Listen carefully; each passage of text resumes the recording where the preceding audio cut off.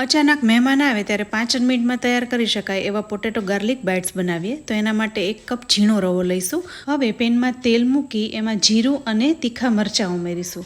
ત્યારબાદ માપ મુજબ પાણી મૂકીને ચીલી ફ્લેક્સ, મરીનો ભૂકો અને લસણનો પાવડર ઉમેરીશું. સાથે સ્વાદ પ્રમાણે મીઠું ઉમેરીશું અને માપ મુજબ રવો ઉમેરીને બધું જ મિક્સ કરી લઈશું. મિશ્રણને અહીં કઠણ જ રાખવાનું છે, તો ઢાંકી દઈશું. હવે 2 નંગ જેવા બાફેલા બટેટા લીધા છે.